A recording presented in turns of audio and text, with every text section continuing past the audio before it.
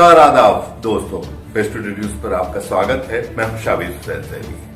आज हम बात कर रहे हैं बांग्लादेश में फसादात होने के बाद जिस तरह से त्रिपुरा में मुस्लिम कश फसादात हुए हैं, मुसलमानों के घर जलाए गए हैं, उन्हें मारा गया है, मस्जिदों में आग लगाई गई है, लेकिन उस पर मोदी सरकार बिल्कुल मौन बनी हुई है। आखिर वजह क्या है? क्यों है मौन मोदी? विदेशों में घूम रहे हैं, चौकीदार का विदेशों में घूमने का क्या सवाल है ऐसे वक्त में जब देश में आग लग रही है? उसी बात पर पूर्व सांसद मोहम्मद अदीब ने सवाल उठाए हैं सरकार की इस खामोशी पर। उन्होंने कहा है कि मुसलमानों ने 1947 में पाकिस्तान को छोड़कर हिंदुस्तान को चुना था और अब उनके खिलाफ इस तरह का आरएसएस के जरिए जो एजेंडा चलाया जा रहा है वो बहुत ही दुख देने वाला बात है और बड़े ही फिक्र की बात है। मुसलमानों के मुस्तकबिल के लिए, नौजवानों के मुस्तकबिल के लिए बड़े ही फिक्र की बात है। इसको लेकर जो सवाल उठाए हैं वो हम आपको दिखाने जा रहे हैं। अगर तुम लोग देश को बचाने के लिए यूनाइट नहीं होते हो तो फिर शायद हम मुस्लिम कम्युनिटी को ये ऐलान करेंगे कि हम इलेक्शन से हट जाएंगे। तो वो कौम जो आरएसएस ने तैयार की है कि हम एक हिंदू राष्ट्र बनाएंगे और मोदी उसके आइकॉन है, सब तबाह हो जाए लेकिन मियाँ को ठीक करना है। यानी हर पार्टी जो है वो ये चाहती है कि हम किसी न किसी सूरत से हिंदू पार्टी बन जाए। जब सुभाष चंद्र बोस अपनी लड़ाई के लिए अपने हिंदुस्तानियों को जोड़ रहे थे तो आरएसएस अपने लोगों को ब्रिटिश सरकार फौज में भेज रही थी। अगर हमारे नौजवान इसी तरह से भटकते रहे तो फिर इन नौजवानों का मुस्तकबिल क्या होगा? ये वो कौम है जिसने अपनी किश्तियाँ सन 47 में जलाई थी, अपने खून को बांटा था, लियाकत अली और जिन्ना को ठुकराया था और गांधी और नेहरू को अपनाया था।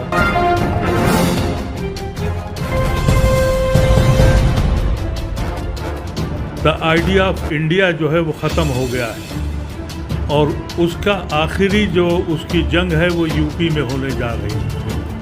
अगर यूपी में भी यही सोच आ गई कि फैक्ट्रियां बंद हो जाएं, नौजवान बेरोजगार हो जाए, किसान सड़कों पे मर जाए, कोई परवाह नहीं। एक ख़ास कौम को सबक सिखाना है और वो इलेक्शन लड़ के जीतता है और मुल्क को चलाता है तो आइडिया ऑफ इंडिया नहीं रहेगा। इसीलिए अलीगढ़ के जो जिम्मेदारान रहे हैं, मैंने सारी पॉलिटिकल पार्टीज़ को रुजू किया, सोनिया गांधी को, ममता बनर्जी को, लालू को, इन सब से ये कहा कि अभी भी इस मुल्क में 60-65% सेकुलर हिंदू मौजूद है और वो वोट बढ़ता है और वो कौम जो आरएसएस ने तैयार की है कि हम एक हिंदू राष्ट्र बनाएंगे और मोदी उसके आइकॉन है, सब तबाह हो जाए लेकिन मियाँ को ठीक करना है। उससे मियाँ को तो जो होना है वो तो होगा ही और हो रहा है, लेकिन the concept of India, the idea, the very basic idea of India is going on finish. आज नेहरू का नाम वहाँ से गायब कर दिया गया, आज गांधी के बजाय गोडसे के मंदिर बनने लगे, तो आइडिया ऑफ इंडिया ख़त्म हो गया है। इसलिए हम लोगों ने ये सोचा कि जो आखिरी लड़ाई है वो यूपी से है। जो अलीगढ़ मुस्लिम यूनिवर्सिटी के लीडर्स रहे हैं अपने दौर में, मैं आज से 56 साल पहले अलीगढ़ का प्रेसिडेंट था। इसी तरह से मेरे एक साथी हैं वो 57-58 साल पहले थे। तो जो लोग ज़िंदा रह गए हैं और जो आज के नौजवान लीडर हैं, उनसे कहा कि जाओ पॉलिटिकल पार्टीज़ में, जिस पार्टी में भी हो, उनको समझाओ कि ये मुल्क, ये इलेक्शन, ये पार्टी बनाने या पार्टी को बढ़ाने का नहीं है, देश को बचाने का है। अगर तुम लोग देश को बचाने के लिए यूनाइट नहीं होते हो तो फिर शायद हम मुस्लिम कम्युनिटी को ये ऐलान करेंगे कि हम इलेक्शन से हट जाएं, इसलिए कि हम कैटलिस्ट हैं। जब कैटलिस्ट बीच से हट जाएगा तो फिर इलेक्शन मुद्दे पे होगा, रोजी रोटी पे होगा। हम चाहते हैं इस मुल्क का इलेक्शन रोजी रोटी पे हो। यूपी में ओवैसी ऐसे लोग जाने के बाद पोलराइजेशन का खतरा है, तो हम ओवैसी से भी लड़ रहे हैं। हम किसान यूनियन को सपोर्ट कर रहे हैं, हम टकैत से भी मिलने जा रहे हैं, और हम ये कह रहे हैं कि इस वक्त इन पॉलिटिकल पार्टीज़ ने अपनी आइडियोलॉजी ख़त्म कर दी है, अपने वजूद के लिए इस मुल्क को तबाह कर दिया है। मैं जिस उम्र में हूँ, मेरी सेहत भी इस काबिल नहीं है, लेकिन हम लोगों ने अलीगढ़ का प्लेटफॉर्म दिया, इसलिए कि अलीगढ़ मुस्लिम यूनिवर्सिटी के कोई ऐसा शहर, गांव, देहात नहीं है जहां अलीगढ़ से लोग पढ़ के नहीं निकले हो। तो हमारा ये कहना है कि पढ़ी लिखी मुस्लिम क़यादत अपने जाके अपने सेकुलर हिंदू भाइयों में गांधी की तलाश करें। कोई हमारा गांधी निकल के आए और हमारी क़यादत करे। इस मुल्क में 75 साल में अगर किसी चीज़ की ज़रूरत है तो गांधी की ज़रूरत है, और नेहरू ऐसे इंटेलेक्चुअल्स की और ऐसे लोगों की जिन्होंने इसकी बुनियाद रखी। तो इस मुल्क को बचाया कैसे जाए? आज बहुत से लोग ऐसे हैं जिनके लिए कोई मसला नहीं है। अगर गहलोत साहब हारते हैं और बीजेपी आ जाती है तो उनकी कुर्सी का मसला है। एक कुर्सी चली गई, दूसरी आ गई। हमारा मसला ये है कि हम किधर जाएं। हमने तो सन 47 में अपने खून को बांट दिया था, अपनी किश्तियां जला दी थी। हम किधर को जाएं? हमें सज़ा क्यों दी जा रही है? ये आप पत्रकार लोग मेरे दर्द को तो समझें, इसको लिखें, इसलिए कि अगर पत्रकार अपने हकूक़ से और डर जाता है तो वो ज़मीन पे बोझ बन जाता है, और अगर उसका कलम चल गया तो तूफानों के रुख बदल देता है। क्यों नहीं आप लोग करते ऐसा?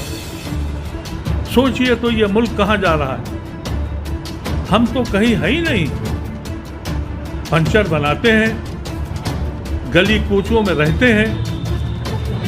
आज यहाँ आए, कल तो पता लगा कि कांग्रेस की सरकार भी, जो मुसलमानों की एक बेसिक चीज़ थी कि भाई उनकी ज़बान, आपने डिपार्टमेंट बनाए हैं, वहाँ अपॉइंटमेंट्स नहीं दिए, वहाँ किसी को इन्वॉल्व नहीं किया।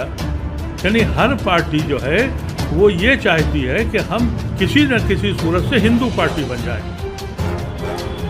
और जो आरएसएस ने, जो मोदी ने कॉन्सेप्ट लेके आए थे 2014 में, सबको मालूम था कि उनकी बैकग्राउंड 2002 की क्या है, लेकिन उन्होंने झूठा नारा लगाया कि हम चेंज करेंगे, और उसमें बहुत से लोग शामिल हो गए।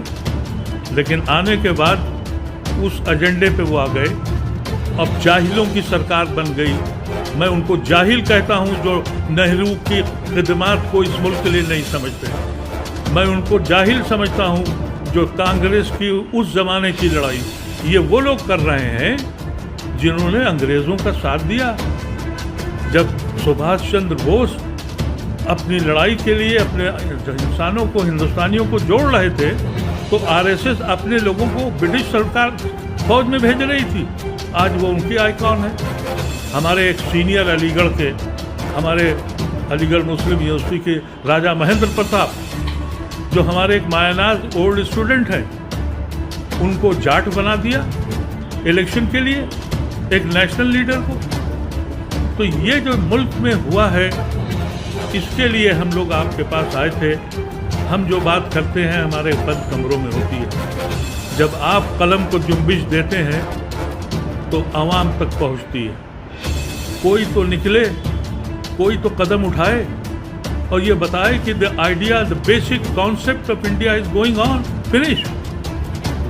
जिस पे मुझको फख्र था। मुझे बड़े मौके मिले हैं।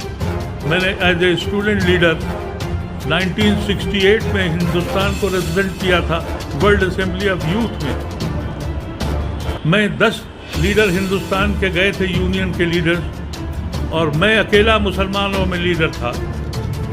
वहाँ से लेके मैं यूएन तक पे बोल के आया हूँ, और मैं देख रहा हूँ कि मेरे देश का हाल क्या हुआ है, मेरे देश का हाल पूरी दुनिया में क्या हो रहा है। अभी मैं एक कॉन्फ्रेंस में था, मेरे रूममेट, मेरे जो साथी थे जो कारपूल करते थे साथ में, वो एक प्रोफेसर थे बॉन्ड यूनिवर्सिटी के इकोनॉमिक्स के, और मेरा जो उन्होंने देखा इंटरनेशनल कॉन्फ्रेंस थी, जब मेरा नाम पढ़ा तो मोहम्मद अदीब लिखा था।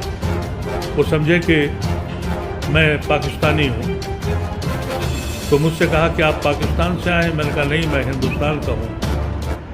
तो आपका नाम मोहम्मद अदीब है। मैंने कहा कि आपको ये बात बता दूं कि जितने पाकिस्तान में मुसलमान हैं उससे कहीं ज़्यादा हम हिंदुस्तान में। फिर 1 मिनट के बाद उन्होंने मुझसे कहा कि आर यू फील सेफ? मैं कहा क्या हुआ? कहने लगे कि we have been told that the Christians and Muslims are in a very bad shape in India.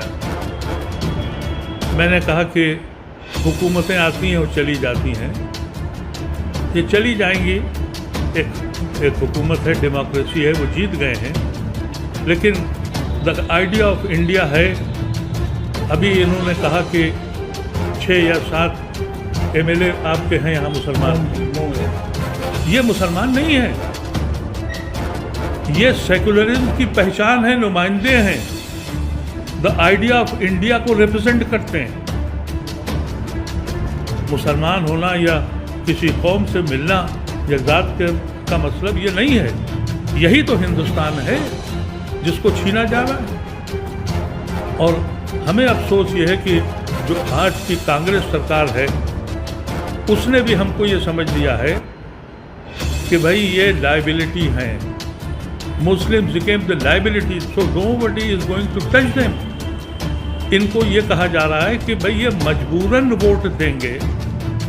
तो मैं आप लोगों से कहना चाहता हूं कि हम सब जगह जा रहे हैं और यूपी में इन मास जा रहे हैं ये कहने के लिए कि हम सिर्फ इस डर से कि बीजेपी आ जाएगी तुम्हें वोट नहीं देंगे, हम इलेक्शन में हिस्सा ही नहीं लेंगे। हम मजबूर हो गए, क्योंकि जब इलेक्शन हिंदू मुसलमान पर होगा और उस कौम को, एक कौम को सबक सिखाने के लिए हुकूमत बनाई जाएंगी, तो हमको उससे हट जाना चाहिए। इसीलिए मैं आप लोगों से कहता हूं कि पॉलिटिकल पार्टीज़ को हम लोग जोड़ने की कोशिश कर रहे हैं कि आप जितनी भी सेकुलर फोर्सेस हैं या the concept and idea of India पे बिलीव करते हैं, वो मिलकर पहले देश को बचाएं, पार्टी बाद में बचती है। अगर हमारे नौजवान इसी तरह से भटकते रहे तो फिर इन नौजवानों का मुस्तकबिल क्या होगा?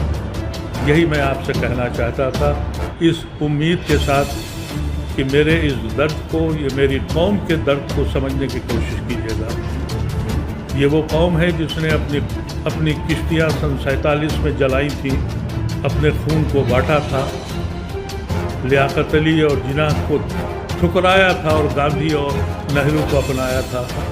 उस कौम को इतनी सज़ा मत दीजिए, ये सज़ा मत दीजिए इस कौम को।